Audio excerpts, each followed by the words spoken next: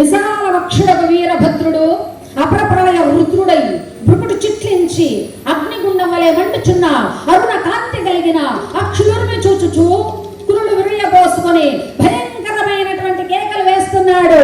శరభ శరభ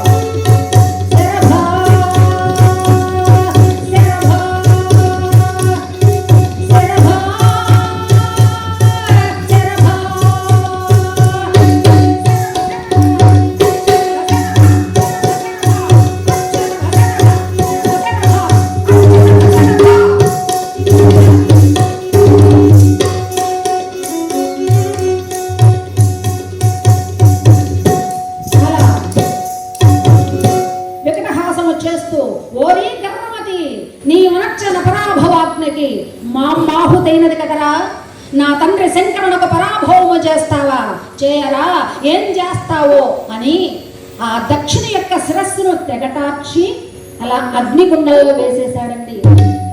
అంతటా పోవక అడ్డు వచ్చిన వారవస్థ చెప్పనలవి కాలేదు.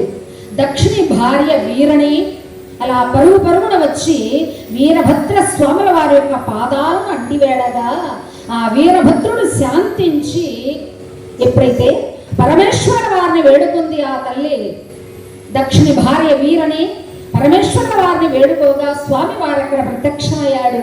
స్వామివారి పాదాలను పట్టుకుని ప్రార్థించింది. మహానుభావ, నా నాథుడు చేసినటువంటి తప్పిదములు మన్నించండి. మీరు లేనటువంటి యాగాన్ని ప్రారంభించాడు, యాగము జరిపించాడని యాగము కాదు, ఈ విధంగా అయిపోయింది.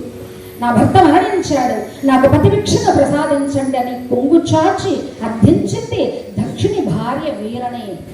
ఇప్పుడు పరమేశ్వర వారు ఆమెను ఓదార్చి వెంటనే దక్షిణకు తగను శిరము, తగరనగా మేకపోతు శిరస్సు అండి. ఆ మేకపోతు శిరస్సును అక్కడ ముందుగా చేరుకున్నటువంటి వారై యాగానికి వచ్చారు కదండి ముక్కోటి దేవతలు. మరి బ్రహ్మదేవుల వారు, శ్రీ మహావిష్ణువుల వారు వారు ముందుగా చేరుకున్నారు.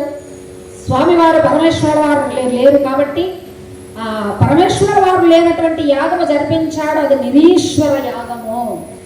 పరమేశ్వర వారు ఉండాలి, యాగము జరిపించాలి అంటే అది జరగాలి చక్కగా అంటే స్వామివారు ఉండాలి అక్కడ. మరి ఆయన లేడు, ఆయనకు ఆహ్వానం పంపించలేదు కనుక అహంకార పూరితుడై ఉన్నటువంటి ఆ దక్షుడు నేను దక్ష ప్రజాపతిని కదా అన్నటువంటి ఆ గర్వముతో అహంకారముతో పరమేశ్వర వారు లేకుండా యాగము జరిపించాలనుకున్నాడు. కానీ అది సంపూర్ణంగా జరగలేదు. అందుకని ఆ బ్రహ్మ శ్రీ మహావిష్ణువుల వారు అక్కడ ఉండగా పరమేశ్వర వారు ఆ ముగ్గురు కూడా దక్షిణకు తగను శిరము అతికించి బ్రతికించి ప్రాణం పోశారండి. ఎప్పుడైతే బ్రతికిపోయాడు దక్ష ప్రజాపతి ఒక్కసారిగా పరమేశ్వర వారిని క్షమాపణ అడిగాడు.